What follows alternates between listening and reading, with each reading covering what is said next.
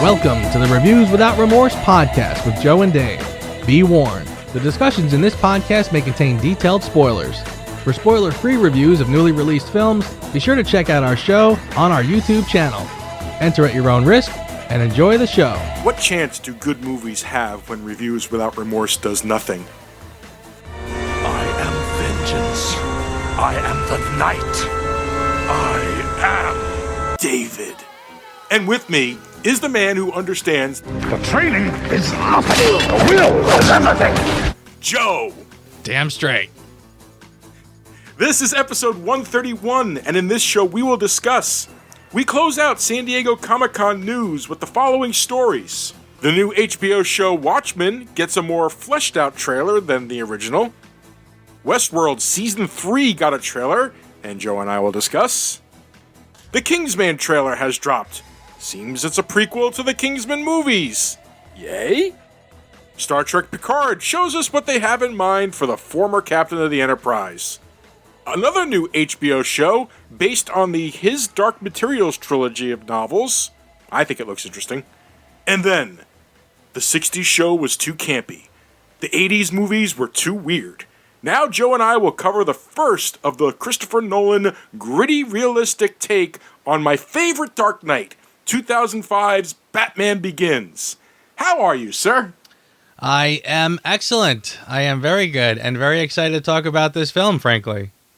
Yes, this is a long time coming. I can't believe we've been doing this show coming on 3 years now, and this is the first time we're hitting the Nolan trilogy.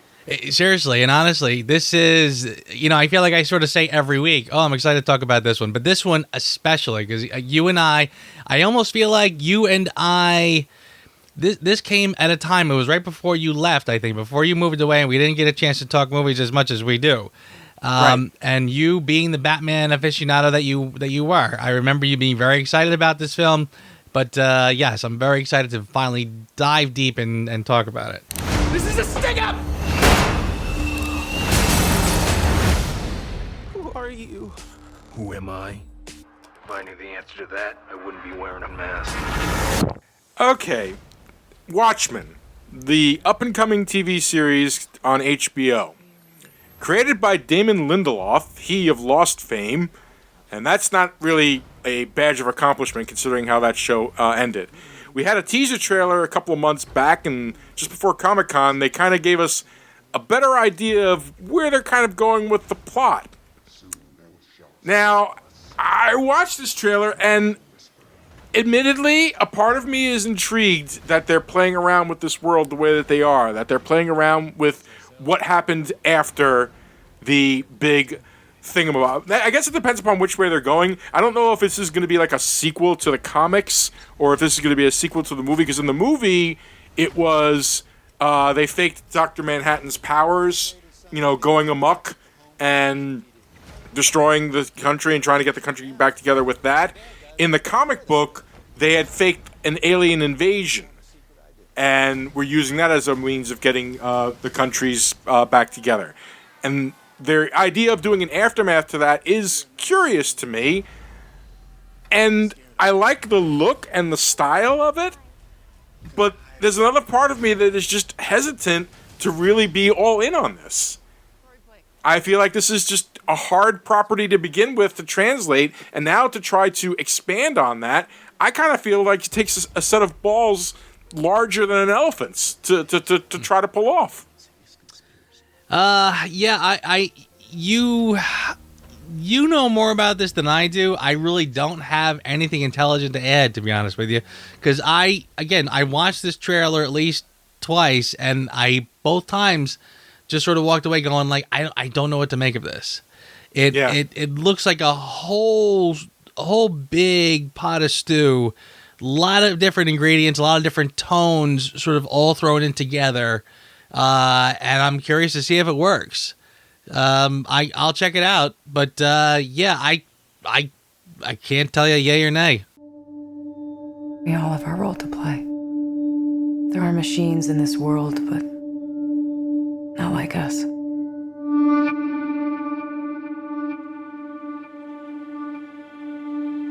You and I have no mother, no father. We're alone. Outnumbered.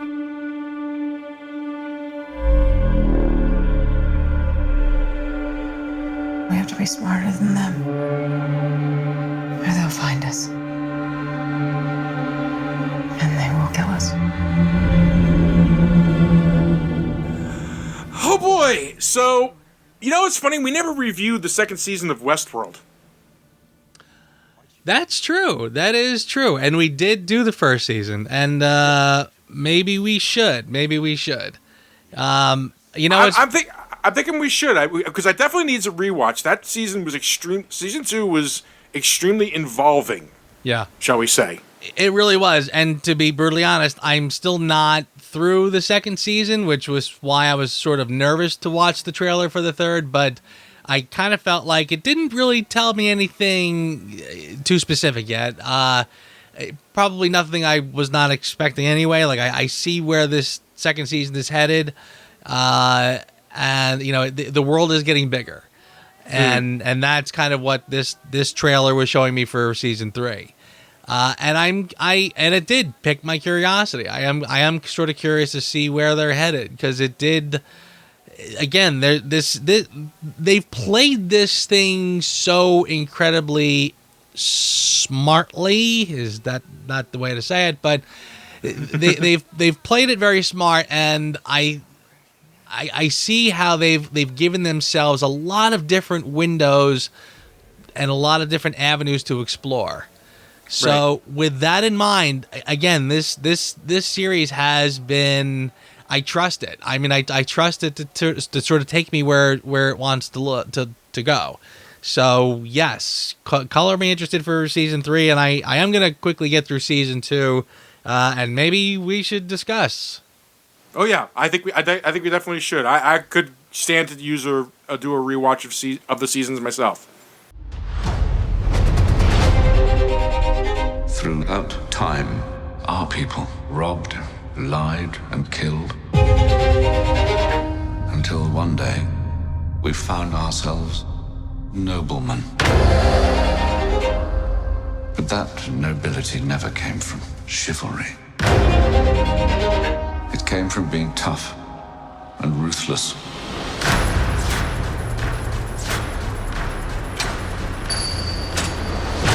Okay, so it is being directed by Matthew Vaughn, who has directed the first 2 Kingsmen.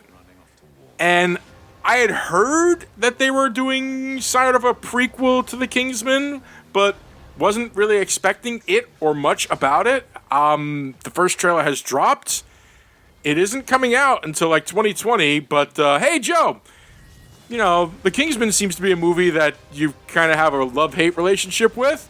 What did this trailer make you feel?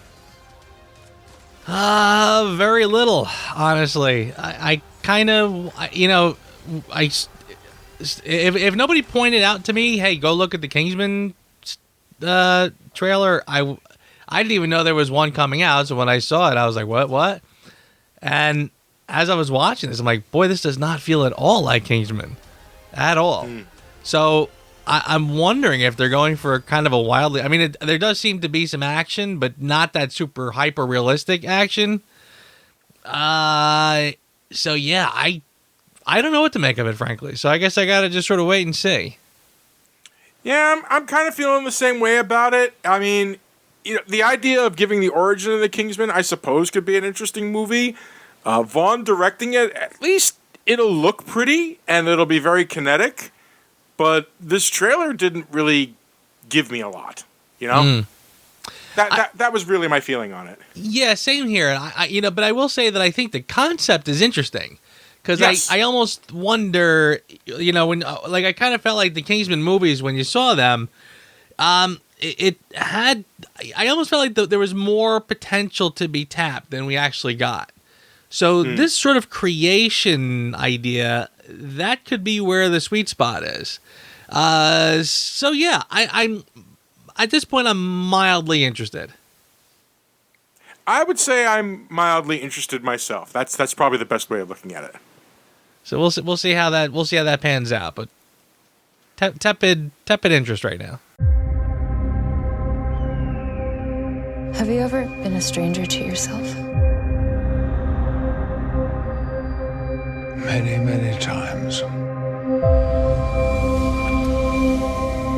Nearly 2 decades ago, Commander Data sacrificed his life for me. These past few years, I really tried to belong here. But it never truly felt like home.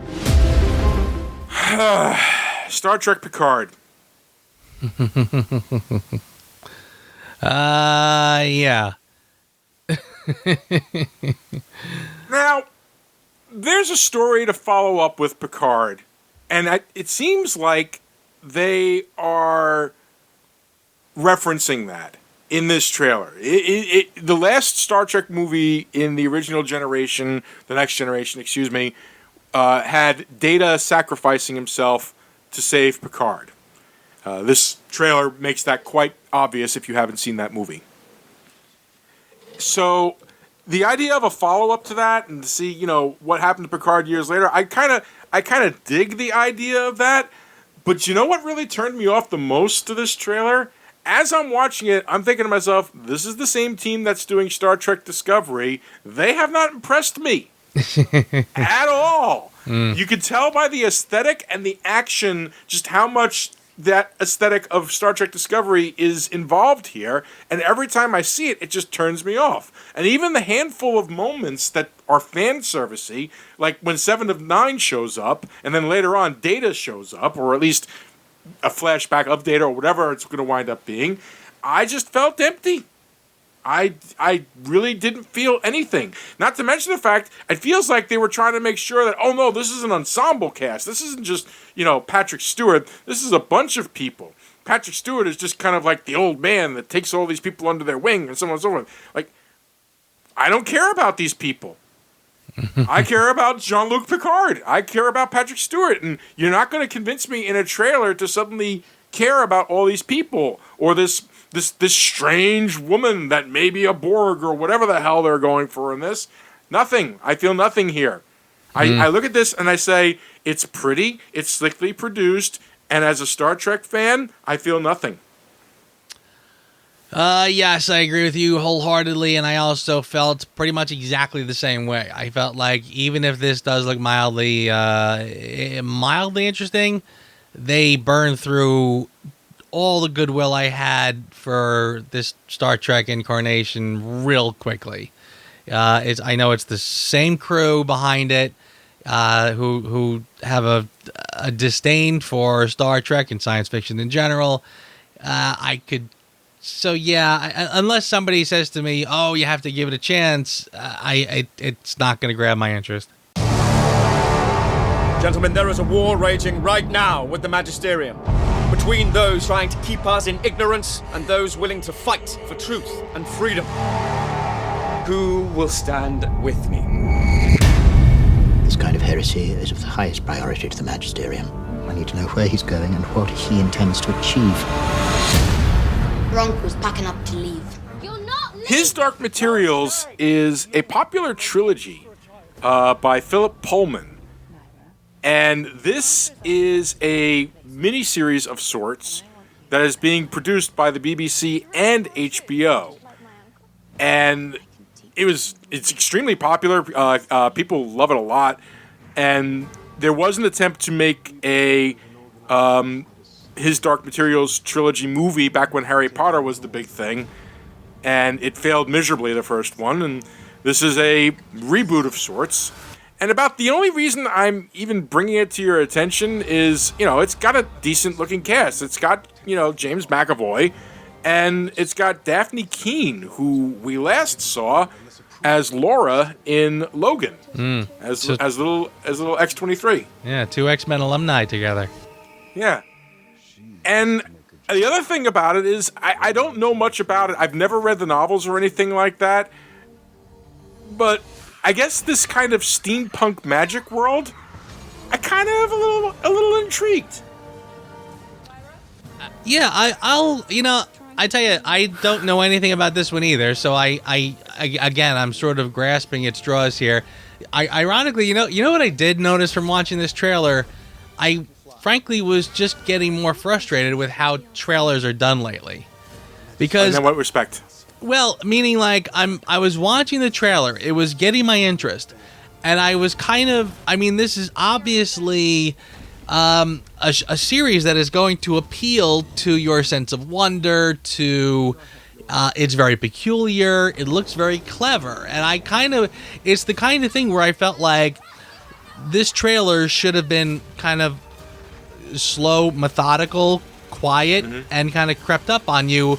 And by the time you're getting to the second third of the 2/3 into the trailer, when they get into the whole brum brum brum, I mean, every trailer does it. Dun dun. I'm trying to sort of see through the loud noises and stuff to try to see what I'm actually supposed to be seeing.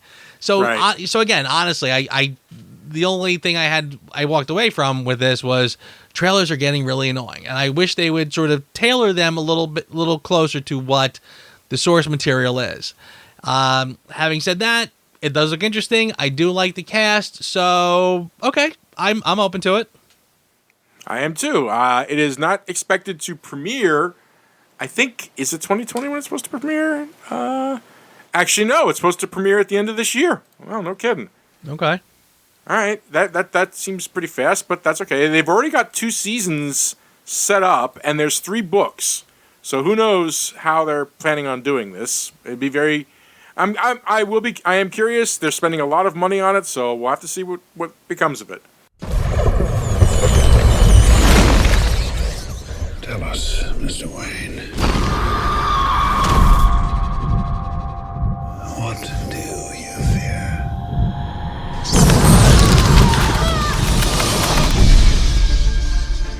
How do you know my name? The world is too small for someone like Bruce Wayne to disappear. After training with his mentor, Batman begins his fight to free crime-ridden Gotham City from corruption. Written by Christopher Nolan and David Goyer, story by David Goyer, based on characters created by Bill Finger and Bob Kane, directed by Christopher Nolan, Batman Begins. The movie was based on the Frank Miller comic Batman Year One, mostly. It's not exactly like it, but it has a lot of the elements and characterizations that appeared in that comic.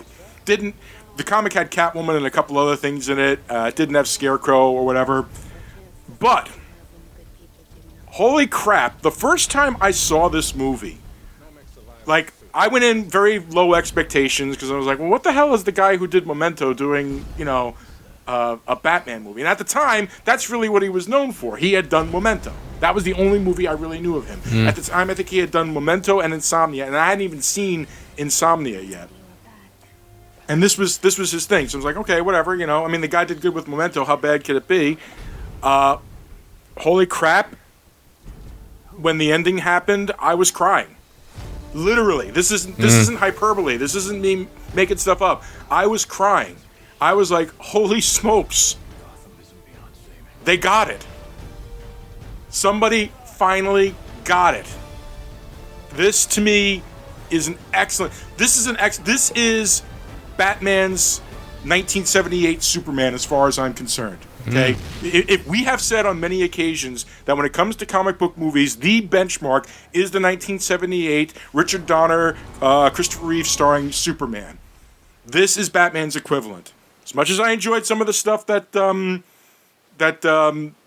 Tim Burton did, it didn't really keep to the Batman spirit or anything like that. This movie gets it. I really enjoyed it. I can recall, I literally, when you said it's not hyperbole, I really did cry. I remember that. And I specifically remember you saying, even, you came right out and said, if I ever wanted to do a Batman movie myself, now there's no point, because it's been done. It's literally the story I would have told. Yep. And I agree with that wholeheartedly. This film for me is, I'll come out and say it, and I've loved all the other Nolans as well. But I think this is my favorite Batman film of all. And naturally, I'm including all the other incarnations, including the Nolans. But because it's not just the telling of Batman, or maybe I should say it differently.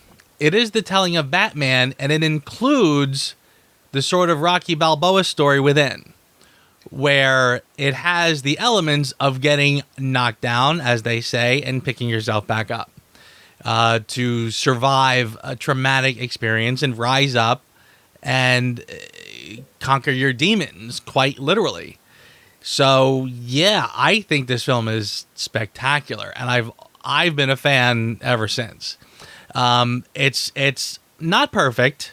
It's frankly close, but it's not, and we'll talk about why. But yeah, I mean, as a whole, this one is a knockout. I completely agree with you that they got it. They absolutely got it.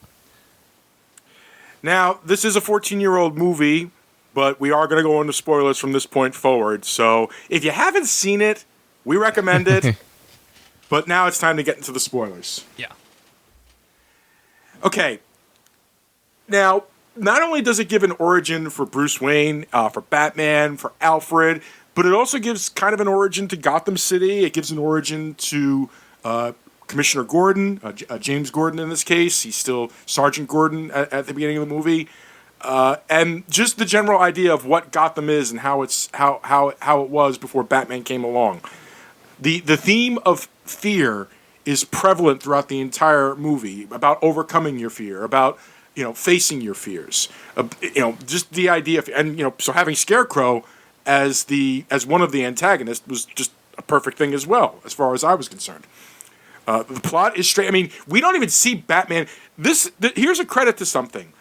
We don't see Batman full up in costume until an hour into the movie. And I will sit here and defend to the death that first hour as being absolutely necessary to make that reveal even better. I would agree. The reveal is one of my favorite parts of the movie.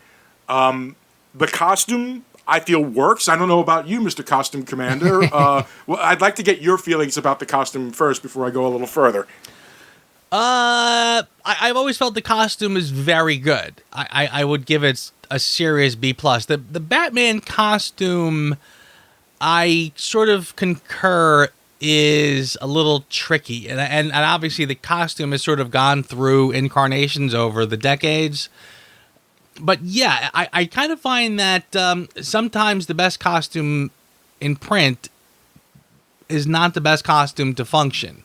And they needed to sort of kind of come up with a hybrid of the two. And I very much agree that this one, not only is the costume really, really good, but one of the things I absolutely love about the film is that they literally walk you through the steps of the how the costume came to be.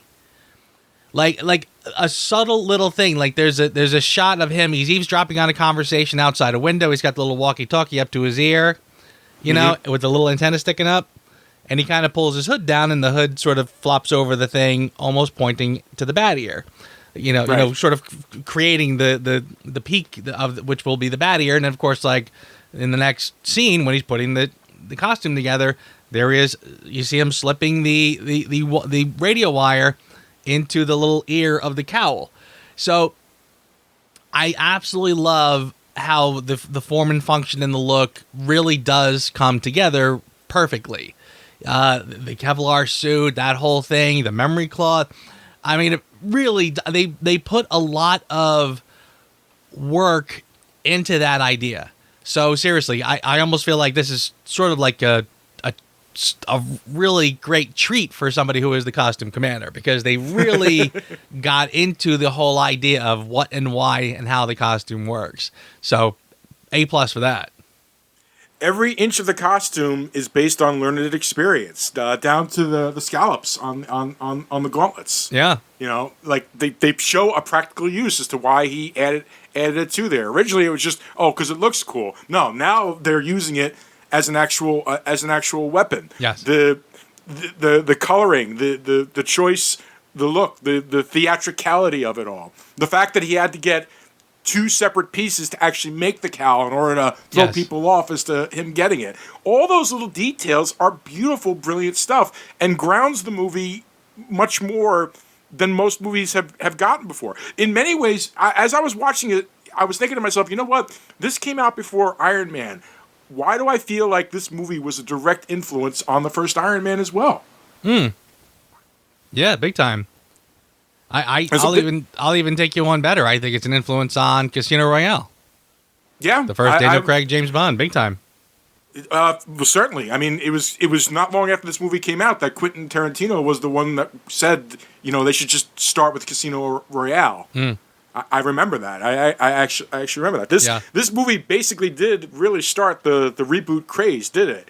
And so far, I mean, not to say that there's anything wrong with Casino Royale, but I feel like this is one of the rare ones that did get it right in many ways. No, listen. Yeah, it's a credit. I absolutely agree. This was the precursor to Casino Royale, and I think, and the lesson I think that people took from this was, and I believe you and I have mentioned this before, going back to a comment that Roger Ebert made years ago when we were going through the Burton / Schumacher Batmans, and he used to say, I don't really understand the fascination with the villain of the week when the character of Batman himself is so interesting and so worth exploring. And they really don't do that. They paid it lip service at best. I mean, you had a shot of Michael Keaton kneeling down and putting a rose down, that was the place where his parents got murdered. That's kind of it. That's really kind of it. So yeah, I mean, the moral of the story was that the character that you have been taking for granted for so long is a rich character worth exploring. And that's what Nolan realized, and that's what he did. And he said this character is something that is very, you can take this character and really open it up and explore it and see it for its inner parts. And he does it times 10. I mean, he really did that. And that's, I believe, what people realized, again, when Casino Royale, I think when they were flopping around trying to figure out what to do with James Bond in the early 2000s, they saw this, and I think they said, that's what we should be doing. We should be paying attention to the character itself, exploring him as a flesh and blood character. So yeah, that's what they do here, and that's what they get right. And yes, I agree. I think Iron Man is also another one where if you sort of, I think what they learned is that if you place this, and this is why I've always sort of said, it's funny, now that we have like a rich MCU, I've always sort of said, it's kind of been a little bugaboo of mine that Iron Man has sort of unofficially become the leader of the MCU and the leader of the Avengers, and kind of the way the Wolverine sort of took center stage in the X-Men films, almost, by default because he was popular. I kind of felt like the whole reason they took off with Iron Man is because they realized he was a character you could actually take sort of a modern view on, with technology being what it is and with special effects being what they are, and make it very believable. And they did, and they did it in spades. And they said, I mean, they really knocked it out of the park. You're right. This Batman was the first to do that. It was the first to say, look, let's give him practical gadgets. Let's give him a practical reason for developing the costume as he does, in a realistic world. Even characters in the film that are kind of borderline supernatural or maybe I shouldn't even say borderline, full-blown supernatural in the comics. He found a way to sort of put them, down to earth, but still sort of incorporating the things that made them sort of, larger than life.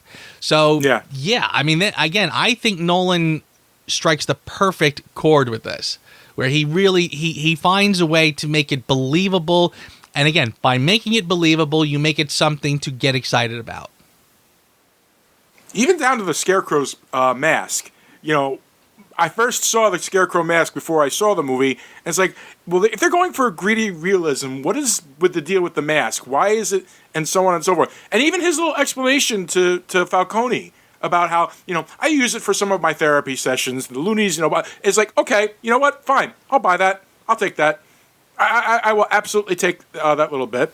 Which brings me to another thing I want to bring up. I want to talk about the cast a little bit. Christian Bale as Bruce Wayne. Now, I love the guy, don't get me wrong, and he's definitely up there in my estimations with your Robert Downey Jr.'s as Iron Man and your Chris Evans as your Captain America's and your Christopher Reeves as Superman. But this is the last time we can actually understand Batman's growls. And the first time you start to realize that, oh, he's going to keep that voice anytime he's in the costume, even if there's nobody around. Right.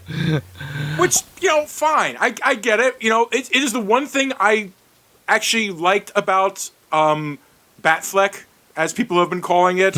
I appreciate that, he had like an electronic gizmo to change his voice. It's like, of course, why? That's such a perfect solution to that. I guess they couldn't think of that back in 2005, but yeah, no, at least his growls here were still understandable. They become really hard from Dark Knight forward. Yeah, I mean, I agree with that. I will say this, it's funny. It's it's kind of become meme worthy now, the whole, Batman, his, but I was watching it again today and I kind of was like, I kind of feel like that it should get a little more respect than that, because I do feel that, again, he has to change his voice so people don't know who he is. The growl I thought made sense, and honestly, the part where, it's a classic scene by now, but the part where he, what's the guy? Flass. Holding Flass upside down. Yes. Yeah. What's his name again? Detective Flass. Flass. Okay. Yeah, when he pulls him up in the air, where were the other drugs going? But honestly, when you look at his face, the facial expressions, the mouth, and I mean, he really does kind of form like this evil snarl that really does work. So I kind of feel like, again, we years go by, we sort of chuckle at it now, but honestly, I mean, I thought that really works pretty well in the film. In this film, it's perfect. It's absolutely perfect. In the context of everything that they've built up to it, it works perfectly. His little swear to me to him is said with such anger and disdain. His expression matches the words that come out of his mouth. Yes. and the sound and the tone. It's brilliant. And he is absolutely up there with the Holy Three, as I'm referring to them now. He is definitely part of them. He's one of the Holy Four in getting a character correctly. Because he not only got... The hardest thing has always been, you get this situation with some superheroes where they get half of it right. They'll get the hero right, but they won't get the alter ego right. Or they'll get the alter ego right, etc., so on and so forth. Here, I feel it gets it perfectly. It gets it both. Yes. He is Bruce Wayne, and he is Batman, and he's perfect in both aspects of it. Yes, I agree. And they also do, I like that they play on the secret identity bit. They do play on the whole dual identity thing, which you is the real you, and I love that about this film. And again, that's something that I've kind of lamented not really getting much of in the MCU. They seem to have no interest in that whatsoever. But yes, the dichotomy of the two characters, the two sides of one person, they explore that to I think very well in this film. Agreed. Also brilliant casting, Mr. Michael Caine as Alfred. Yes. Every single one of his little sardonic, smart-ass remarks hit every single time. Agreed. Perfectly. Absolutely agree. I think, he is stellar casting. He's made to be Alfred, and he really does a great job.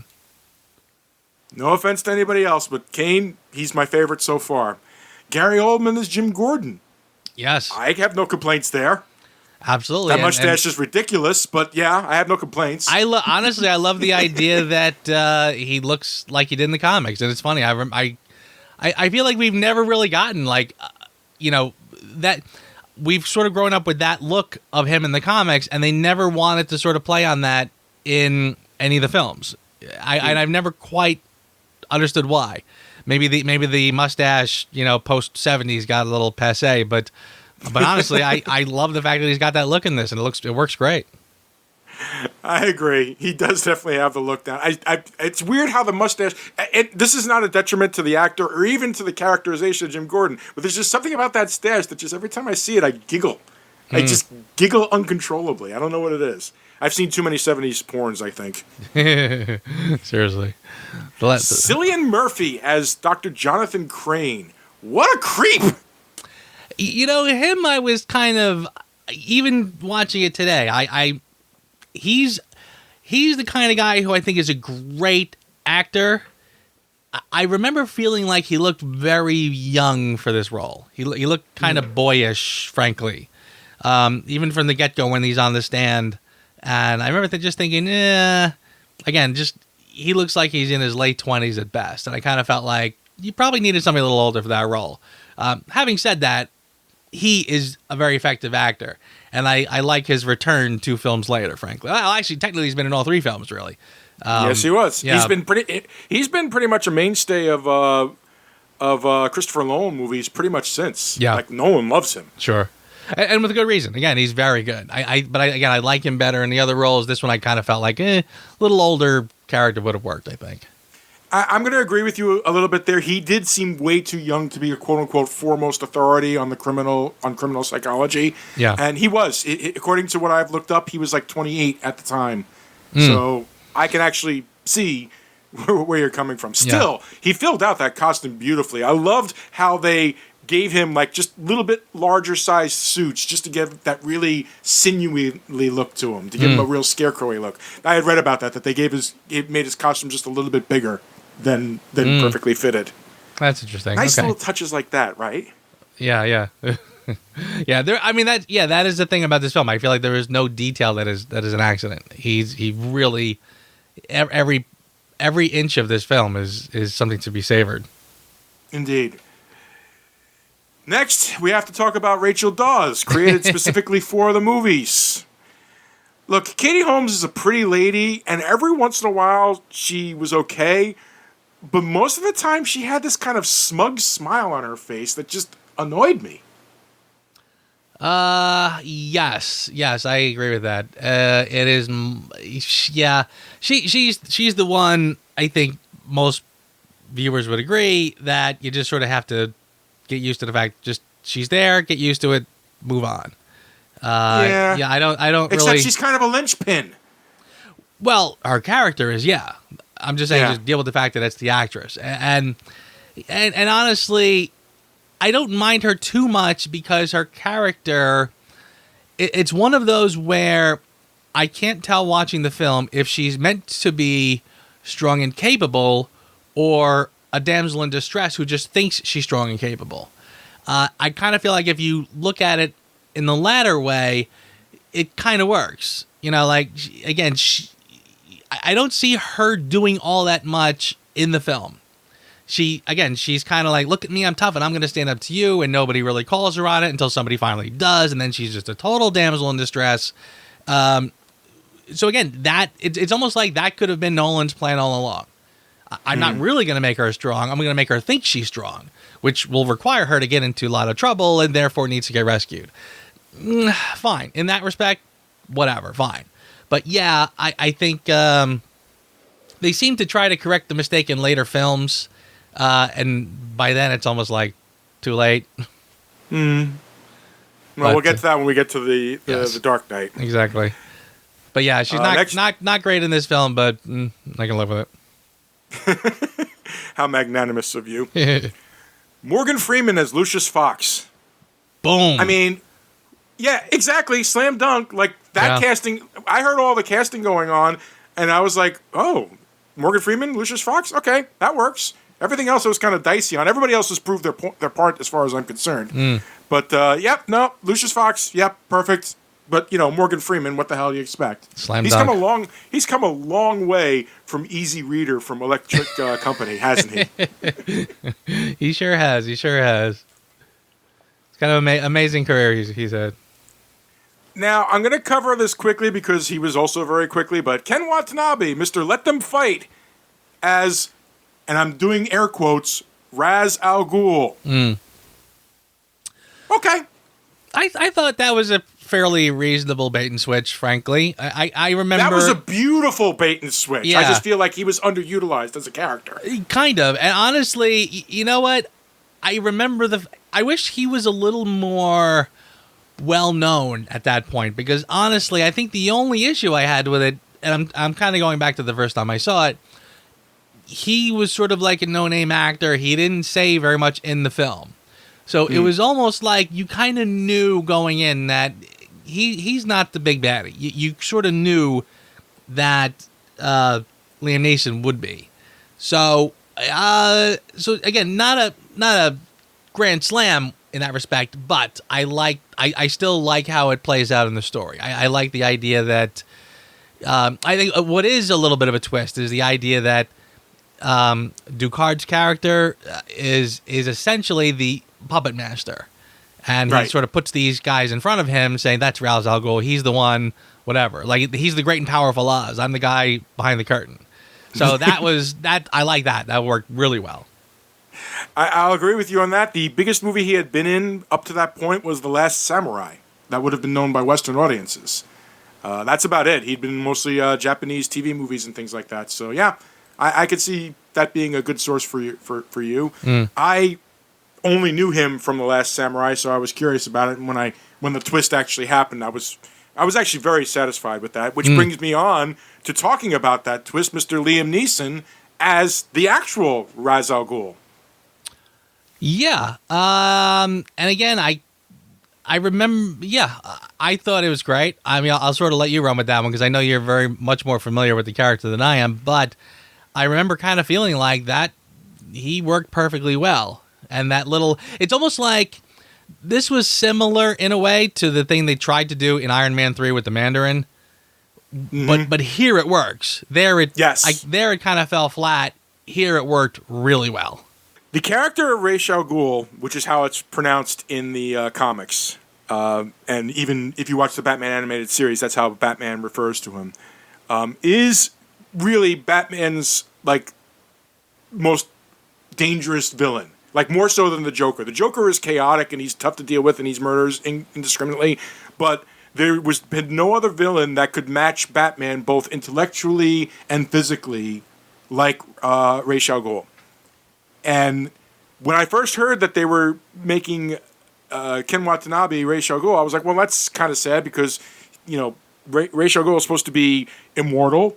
He is supposed to be from a long line of people in the League of Shadows and everything like that. He has this specific look. If you've ever seen the animated series, you've seen that look.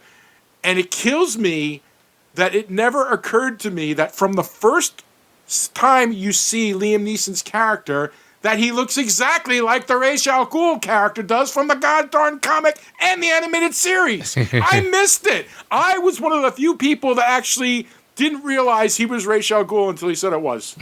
Didn't realize it. I thought he was just Picard. Nice. So you do that to me, a Batman fan who knows the character. I just figured, okay, they made him look like Ra's al Ghul as kind of a tribute to the comic. It's like, no, you idiot. He's actually him. He was brilliant. Yeah. He was absolutely outstanding in the part. He had that arrogance without being there's a thing about Ra's when he delivers his stuff. He comes across as arrogant but not overbearing. The thing about his character is you can almost kind of see where he's coming from. You still think, okay, he's a bit extreme, but he kind of has a point. And I loved that they kept that because everything that he was saying about, the criminal mind, how it's infested in society, I'm sitting there nodding my head like, he's got a point. Yeah. And that's what makes a great villain. And that is the things that, you don't see in great villains much anymore. Recently Thanos is probably, one of the best examples of a villain who you can almost say, okay, I see what you're talking about. You're still out of your damn mind, but I can see what you're talking about.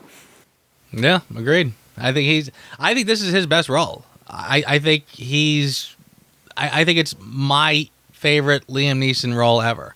I think he was really at his peak at this point, before he, got dragged down into doing multiple Taken movies, et cetera, et cetera. This is him at his best, I think. Yep. I absolutely believe that he could stand toe-to-toe with Batman. I absolutely believe that he was able to take him. I loved his speeches. Every single one of his speeches were so deliciously delivered. We know, I know yours. Ever since when I was down in the mouth, when I was having a really bad time, you were the one that pointed to that excellent quote from the scene where they're sparring on the river of ice. and which is why I gave you that title.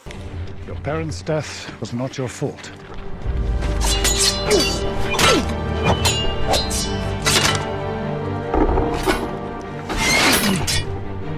It was your father's.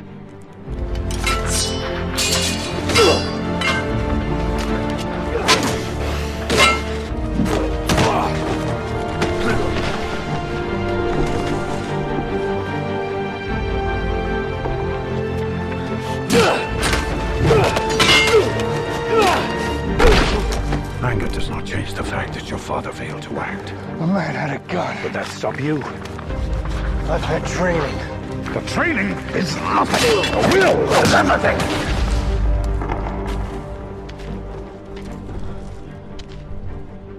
the will to act. That is just, I mean, yeah, he's a villain, but there's something really inspiring about that. Yes. So absolutely. inspiring about that. And he continues to do it, throughout the entire thing. He's just so deviously wonderful, so eloquent in his talk. I fell in love with I almost was sad that they killed the character at the end. Yeah. Yeah, I agree with you 1,000%. I love that scene. And even, as I was rewatching it, I remember when, again, he gets out of prison, he climbs the mountain with the flower, he shows up, and then the first few things he says is something about, I will teach you. I will teach you to understand. You've buried your guilt with anger. I will teach you to confront it and to learn the truth and whatever. And it's almost like he sort of knows beforehand. Like he's a very clear thinker. He knows. And so then when they finally build up to that scene where he says, your parents' death was not your fault, it was your father's. And you kind of go, what? The first time you see that, you're like, holy cow, that was sort of a punch in the gut for no reason or whatever. As he keeps going, you're like, in a way of looking at it, you're like, yes, it is. I mean, from his perspective, from the perspective of what Ra's al Ghul is trying to teach him about will, about having the will to act, and sort of dealing with the fact, and again, not saying your father was a bad guy, but this happened to him because he chose not to act. He didn't confront whatever. And again, like I said, through that lesson, you're learning Ra's al Ghul's perspective on life, frankly, and why he thinks the way he does about what needs to happen, et cetera, et cetera. So, yeah, when you watch that play out, you're like, it's almost like that's the moment, frankly, when you're watching the movie for the first time, when you're like, this movie's for real. This is not your everyday comic book movie. This is a real movie about real people and it's got something to say. This movie has something to say about life. So, yeah, I love that scene, and I just love how wonderfully written this film is. Spectacular script. Excellently acted nearly across the board. Some outstanding directing. The visuals in some of the scenes, like the scene in the training in the League of Shadows, where he's surrounded by all the guys dressed up the same, is one of two of my favorite scenes in that. Just that whole way it played out. It's edited perfectly. It really kind of gets you into the moment. It doesn't spoon feed you anything or any of the answers. It lets it play out and lets the audience follow along as it goes. I love the subtlety. When he takes him, I just love that big smile that Liam Neeson gets on his face when it's like, you got me. So proud of you. So proud of you. When I found you in that jail, you were lost. But I believed in you. I took away your fear, and I showed you a path. You are my greatest student. It should be you standing by my side, saving the world. I'll be standing where I belong. Between you and the people of Gotham. No one can save Gotham. So let's talk about a couple of nitpicks, because I'm kind of feeling like, I have one that's sort of going around in my mind. I'm guessing you probably don't have many at all, frankly. Well, actually, you'd be surprised. Much as I love this movie, much as I enjoyed every part of it, yeah, I've got some nitpicks. I've got some pretty good nitpicks about this movie. There's some things that really did confuse me. All right, that surprises me, so go ahead. I'm interested now. Very simple. why didn't the microwave emitter make people melt? Human beings are made up of water. This thing evaporates water. And you got this scene. You got this scene when they're first introduced to the thing. There it is. It's sitting there. The guys just walk up to it. They don't hit any special buttons or anything like that. They just press a button. It opens up, and they stand around peacefully while there's steam going off all over the place. And I'm thinking to myself, why aren't they exploding? Why isn't everybody in Gotham exploding during the big scene at the end? Like a gremlin in a microwave? Yeah, that's Exactly, like a gremlin in the microwave. They try to say, oh, it's focused microwaves. It's like, well, I don't see anybody hitting like a specific thing saying only fire in this particular direction at this angle with this amount of temperature or anything like that. And if it's supposed to be turning water into steam, it doesn't really differentiate between, you know, what is human and what isn't. You know, H2O is H2O no matter where the hell it's lying around. Yeah, I would have to concur with that. There's a part of me that wants to be generous and say maybe we're supposed to get that it knows the difference between plasma and regular old water. But yeah, I would have to concur that is a weird one. Well, especially like you said, they're all standing right around it and whatever. Well, I actually have two now that I think about it. One of them is a very minor little nitpick, and it has to do with Rutger Hauer's character. Again, I think he's excellent in it. It has nothing to do with him per se. If anything, I just sort of feel like that they could have fleshed out his character a little bit more, which actually leads me to my other problem. But I find that he's supposed to be kind of the no good. The no good rotten CEO, we don't like him, so that by the end, when he gets fired, Bruce Wayne is very snarky with him, and Lucius is also, gives him the line about didn't you get the memo. I get it that they're responding. These are things he specifically said.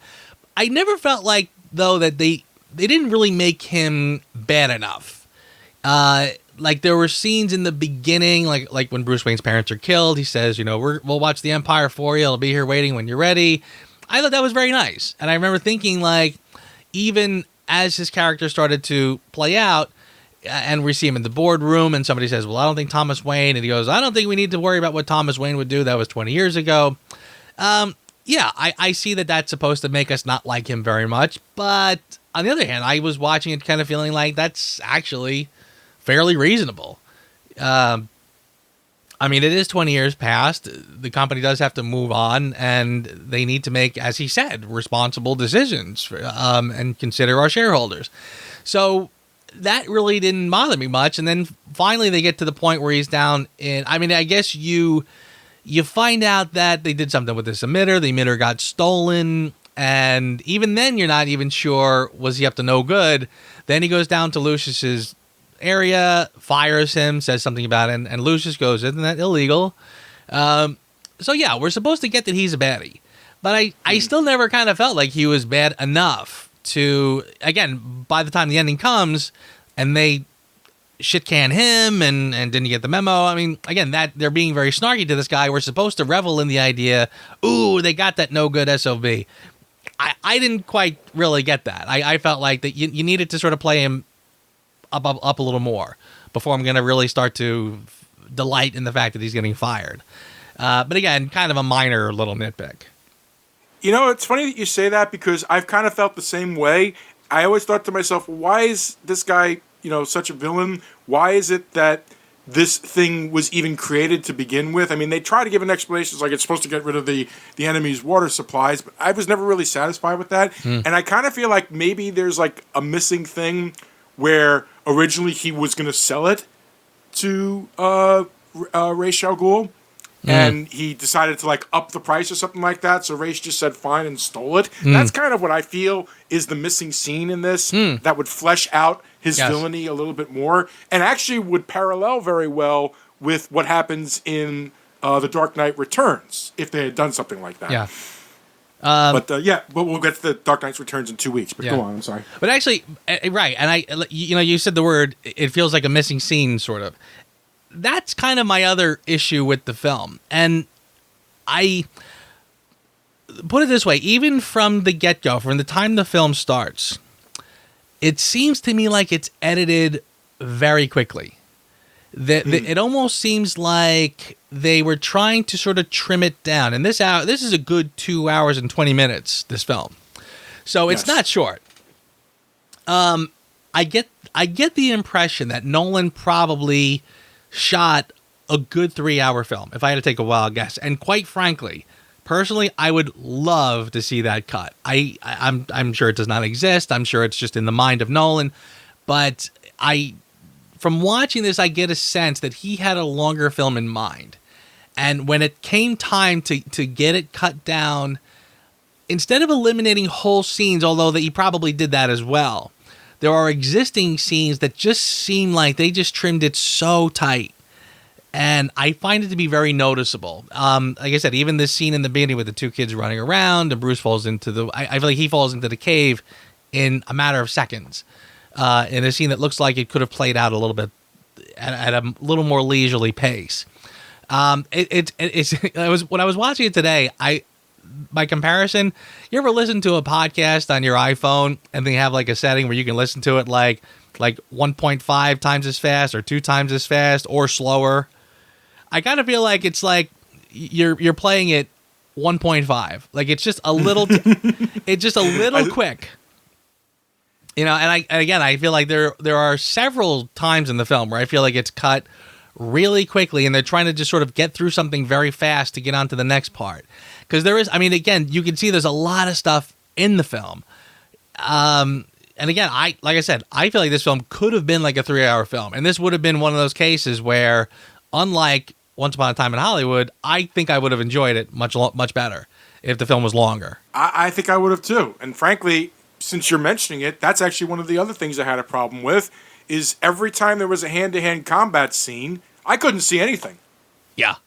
Yes. It's just, zoom, zoom, zoom, zoom, zoom. It's like, I know that Christian Bale worked out and like trained and everything like that, and probably worked his butt off to try to be able to actually pull off a lot of the fight scenes and stuff like that. But you know what? They might as well have just used a stuntman, because I couldn't tell the difference. I couldn't see anything. You know, I guess I'm agreeing and disagreeing at the same time. I could sort of see both sides of the coin in this one, because I feel like on one hand, yes, like you, I'm not a fan of the shaky cam. I want to see good fight choreography. I want to see if you put the effort into doing the fight scenes, I want to see them. On the other hand, I think part of it is that this is Batman, where he is kind of moving in the shadows. You're not supposed to see what's happening. He's supposed to be too fast for you to pick up. I almost wonder if it might have been a conscious decision to say, this guy, he just moves lightning fast. I can't keep up with what he's doing, et cetera, et cetera. You know, so I'm torn on that. Would I have liked to have seen better fight choreography or just see what's going on? Yeah, but I do sort of get it. I get the idea that it's much more about misdirection than anything else, or as much about misdirection as it is about actual fighting. So yeah, I'm a little torn on that point, but I hear you. Fine. I'll put it this way: they must have taken it to heart, because I remember the fight scenes in The Dark Knight being a lot easier to follow. Yeah, very much so. Yes. But again, you know, right, and the tone, again, we'll not to skip ahead, we'll get to it when we get to it. The tone of the film changes slightly, not a lot, but there are significant changes in how they play certain things out.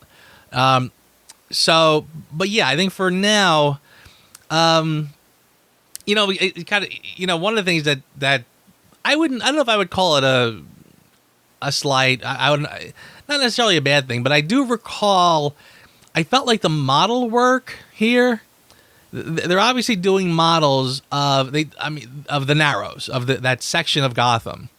And I remember feeling like, again, this is much different in The Dark Knight, when it does seem like a full-blown city with city skyscrapers, etc. Here, they're trying for that sort of back alley feel. They get away from that sort of, you know, Tim Burton style of Gotham, definitely the Joel Schumer style of Gotham. But they do sort of try to do Gotham in a way here that is, not sure how I would categorize it necessarily, but it not quite uber realistic as they do later. Again, it's still kind of a lot of model work in some of the pullbacks, and I'm always a little iffy about it. One of the things I do sort of marvel at, though, I don't know the long shots of Gotham City when they show this basically the skyline and the water. Mm-hmm. I don't know if that's a real place that they used for that, because I remember thinking that it looked a little too weird to be a real environment. But I remember thinking that was CG. That's good. That was really good. I thought that looked. I mean, it looked so realistic to me that I literally wondered, could that be a real place? The way that they did it, they basically did an amalgamation of different cities that lived close to a bay. So that is New Chicago, some other city I can't think of off the top of my head. It's a combination of all of them. That's why you'll see every once in a while, if you look, you can see a somewhat familiar landmark. Right, yeah, that makes sense. But yeah, I kind of felt like those long shots were really interesting looking. I had to give them credit for that. Like, they really seemed to create a real, how do I say it, a fictional city that looks damn real. And that which is sort of, again, which is kind of at odds with what I'm saying about the little more close-up model work. But anyway.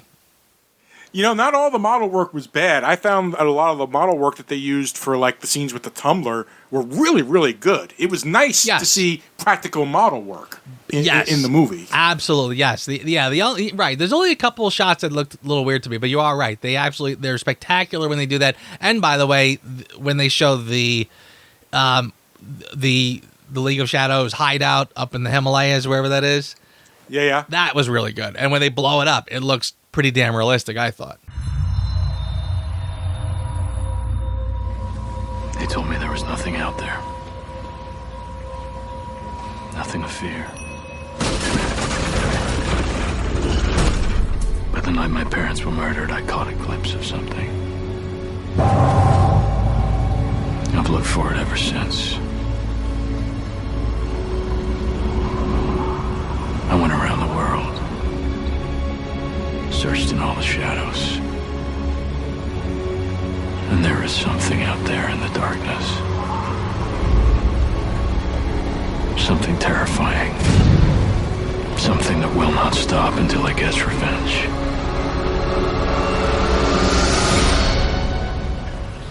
Me.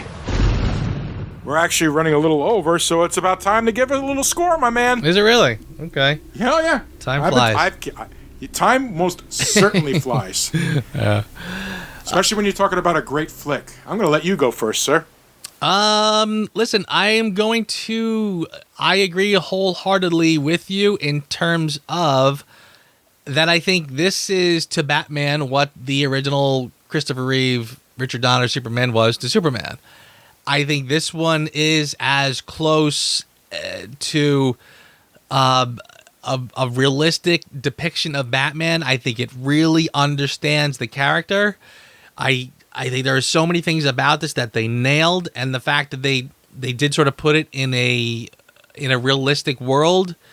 Again, I almost feel like, I think a lot of people sort of look at the original, the Michael Keaton Batman, the first one, and sort of say, oh, that's the Batman. Nah, no, this is the one. This is the one. They got it right here. And I am frankly hard pressed to come up with problems for it. So again, my nitpicks that I've had were minor, and I feel like it's the only nitpicks that I do have keep this thing from being a masterpiece. So I'm giving this sucker a 9. I think it's a great film. I can rewatch it anytime and enjoy the hell out of it. And frankly, I'll watch it just to get a little inspired, because I do like the inspiring part of this film. So again, it's a film that's got something to say. It is not just your everyday superhero flick. Well put, well said. I agree wholeheartedly, down to the number. I also gave it a 9.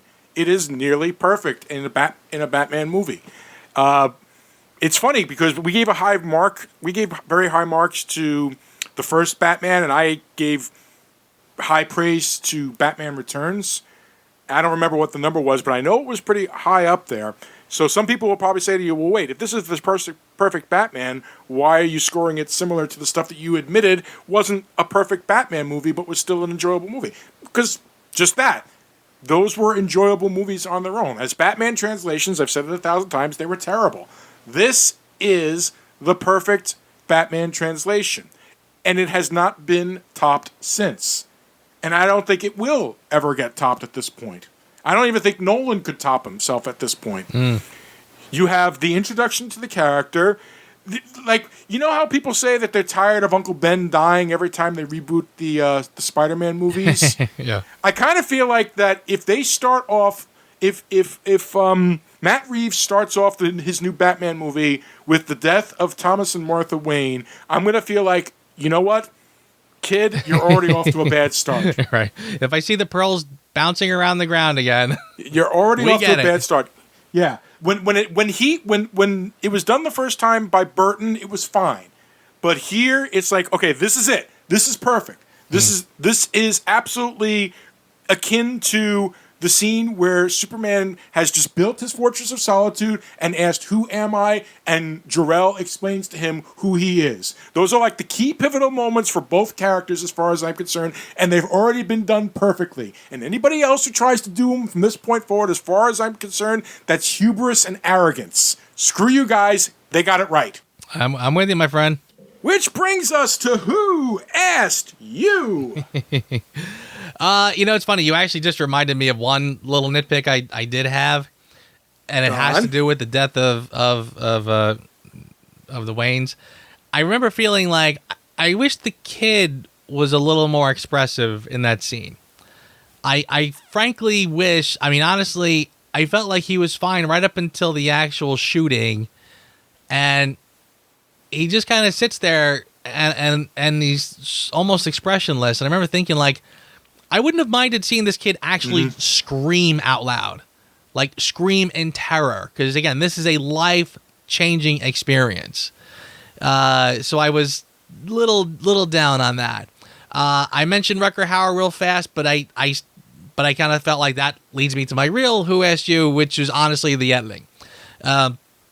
Like I said, it kind of just sort of feels like it's on that kind of 1.5 speed, where we're trying to quickly get through scenes because we don't want to cut them out. Even that shot, by the way, when Batman's climbing and he sees the kid whose parents are fighting, there's a little blonde-haired, blue-eyed kid out on his fire escape or whatever, and it's a super rushed moment, and I almost felt like they would have preferred to cut it out. Except they wanted this same kid to be familiar later on when he runs into Rachel. So he walks out. You hear the parents kind of fighting. It's you, all the kids. No one's going to believe me. And he throws him something, and he catches it. And before the kid can react, they cut away and they move on. And so again, I understand the problem. I understand you're trying to cut this down to a reasonable running time. Honestly, I would have preferred a little more breathing room in these scenes, and I kind of feel like that's true with a lot of films I watch. When I feel that they're like a little too tight, let them breathe a little bit, because these are scenes that I would like to savor a little more. And I, like I said, I wish there was the fictional Nolan cut in my mind. I would love to see it, but I know it doesn't exist. But anyway, that's it. I feel the tightness of the editing to try to keep the running time trim. Would have liked a little more breathing room. You know what's even sadder about that, which I completely agree with you, is that there are moments in the movie where the editing is just perfect. The scene, I mentioned it earlier, the scene at the monastery, where he was doing the final test, was, I felt, a perfectly edited scene.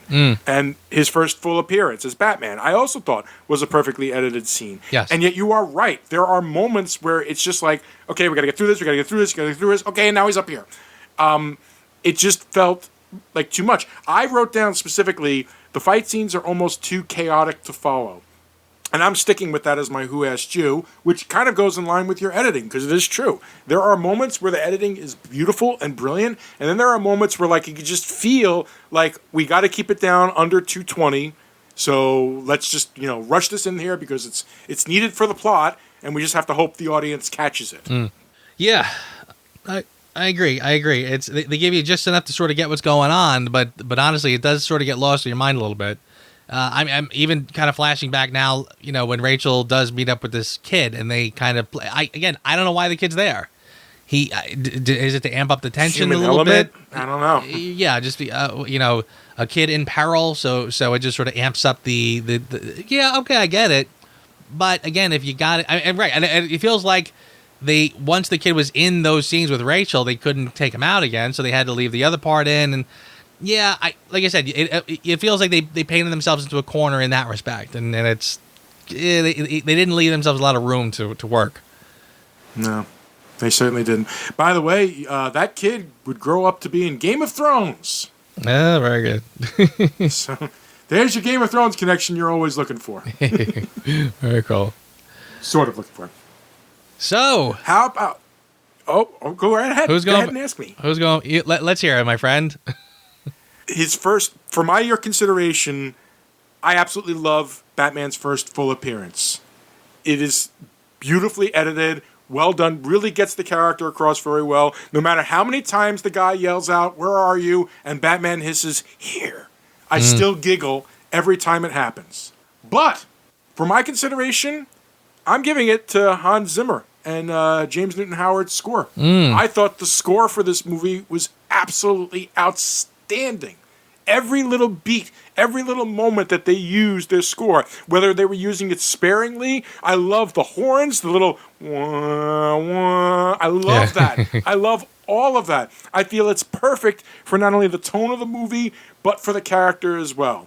So yes, for my consideration, there's so much to love about this, but man, if I'm ever feeling like I need a moment to myself, I put this soundtrack on, and it just even the little sound that sounds like bat wings flapping to me is just so damn brilliant. Yeah, I agree with that. I agree.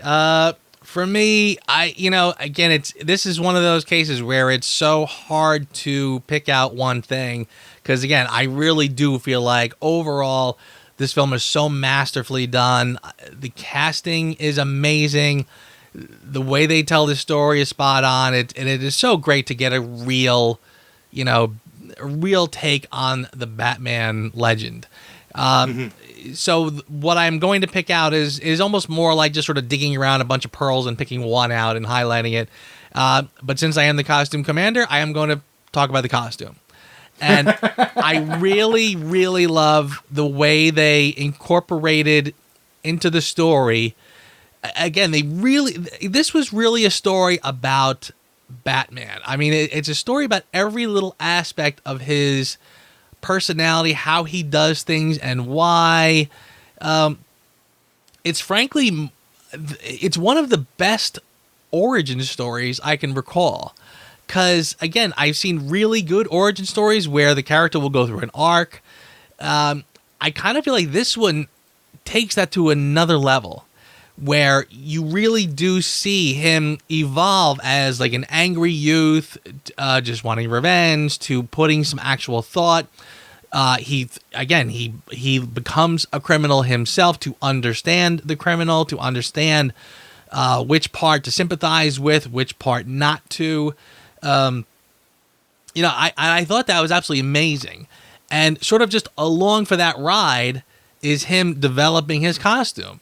And again, every little sort of aspect about it, how he builds every aspect, and why the cape is part of it, why I mentioned before the antenna under the cowl. I mean, all of that is so intelligently done and woven into the story in a way that you honestly might not even pick it up the first few times. So yeah, I think the costume here is really good, and I also like the future incarnations, how it evolves. But just in terms of this film here, boom, I think it's spot on perfect, and I absolutely love it. Definitely going to give you that one, man, because the costume is damn perfect. They evolve it a little bit, but we'll get to that when we get to the next movies. Which brings us to the end of the review of Batman Begins, which, to be perfectly honest with you, I think we could have done 2 shows on. I agree. I absolutely agree. We certainly could have. There's definitely a lot to unpack with this movie. I think we covered. A good amount of it to get the point across. Yes. Because next week we're gonna go up against something interesting. The movie that is considered by many to be like people will say that the greatest comic book movies of all time are Superman, Spider-Man, Spider-Man 2, the Sam Raimi second Spider-Man, and The Dark Knight, which we are reviewing next week. And I'm here to tell you, it isn't. Batman Begins is better, but we'll get to that. Interesting. That surprises me from you, but okay, we'll talk about it. All right? This is not to say I didn't enjoy the movie. I'm not saying that, but there are some problems with that movie, but we'll get to that. All right. Sounds good to me. Excellent. So until then, sir, great show. Thank you, my friend, and I will see you next week. Thanks for listening to the Reviews Without Remorse podcast with Joe and Dave. Join us here every Thursday for a new episode. And be sure to check out the Reviews Without Remorse channel on YouTube for spoiler-free reviews of new releases. If you enjoyed this podcast, please consider becoming a patron. You can find our page on patreon.com. As little as $1 a month goes a long way. All clips in this podcast are used for commentary and critique, and is considered fair use. No copyright infringement is intended.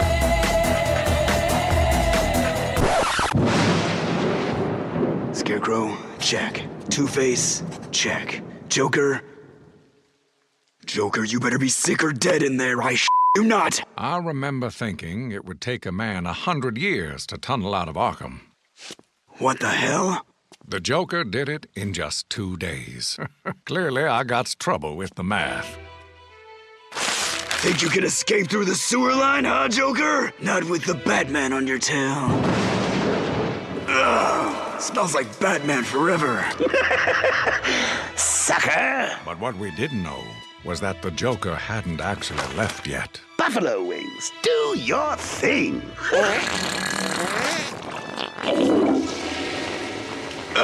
Hello, there's a man down here. Please don't flush anything for a while. Forget about the green mile. Try walking the brown mile. Oh God. Batman crawled to a river of 500 yards long. I remember thinking that was probably the length of 5 ping pong tables.